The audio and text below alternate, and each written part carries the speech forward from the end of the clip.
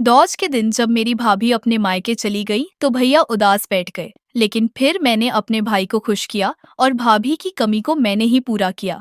मैंने भैया को वह खुशी देने की कोशिश की जो वह चाहते थे। लेकिन मुझे नहीं पता था कि उनके पास 8 इंच का औजार है। कैसे क्या हुआ, सब सुनने के लिए वीडियो को अंत तक देखिए दोस्तों। मेरी शादी के बाद एक बार भैया मुझे मेरे ससुराल से लेने आए थे। दरअसल कुछ महीने पहले ही मेरे बड़े भाई की शादी हुई थी। सब कुछ बहुत अच्छे से हो गया था, फिर दौज का भी समय आ गया था। मैं इतनी खुश थी कि मायके जाकर सबको मिलूंगी, सब सहेलियों को अपने शादी के बाद की अपनी बातें बताऊंगी। लेकिन मुझे नहीं पता था कि मेरे बड़े भाई मुझे कुछ बताने लायक नहीं छोड़ेंगे। मेरी शादी बड़े घर में हुई थी और मैं बहुत ठाट बाट से रहती थी। मेरे सासुर जी ने शादी के बाद से ही मुझे बिल्कुल अपने बच्चों की तरह रखा। वह बस दौलत से ही नहीं, दिल से भी बहुत बड़े और नेक इंसान है। मेरे भैया रमेश मुझे लेने आए थे। मेरे ससुराल में सबने उनका बहुत अच्छे से स्वागत किया।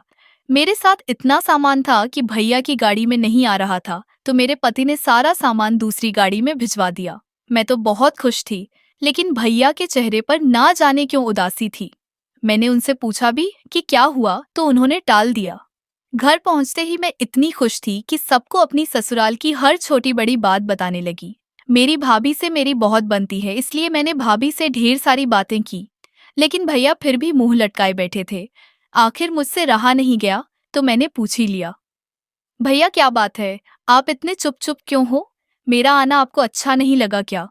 तब भैया बोले, तेरा आना अच्छा लगा, लेकिन तेरी भाभी त्योहार के दिन अपने मायके चली जाएंगी तो मुझे अच्छा नहीं लगेगा।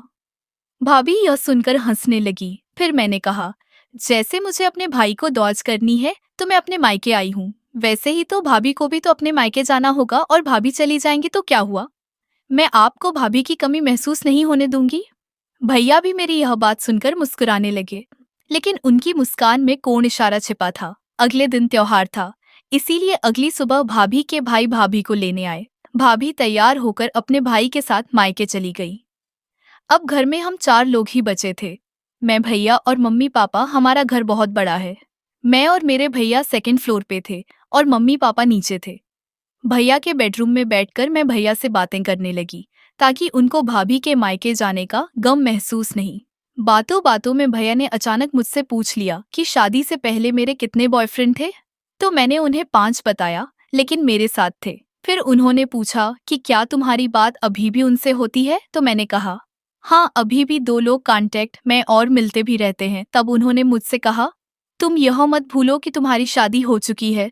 तो मैंने कहा, मुझे शुरू से ही एक से ज्यादा लोगों की आदत है, इसलिए मैं अपने पति से छुपके उनसे भी मिलती रहती हूँ।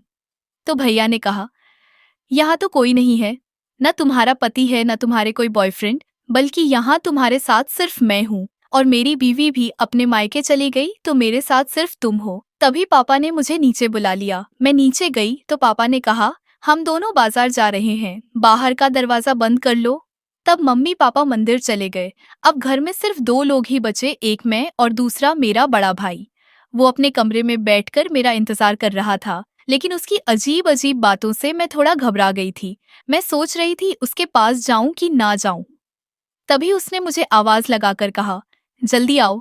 आवाज लगाकर कहा, जल्दी आओ। मैंने सोचा, चलो, जो होगा देखा जाए। मैं दबे पांव उसके कमरे में गई, लेकिन मैंने जो देखा उसका अंदाजा आप नहीं लगा सकते। यह देखकर मेरे पैरों तले जमीन खिसक गई। मैं जैसे उसके कमरे में घुसी, मैंने देखा वह 8 इंच का औजार हाथ में पकड़कर बैठा था। यह देखकर मैं दंग रह गई। दोस्तों, इसके बाद जो जो हुआ वह जानकर आपको यकीन नहीं होगा। अगर आप आगे की कहानी सुनना चाहते हो तो कमेंट में पार्ट 2 लिखो। इससे मुझे पार्ट 2 बनाने के लिए मोटिवेशन मिलेगा।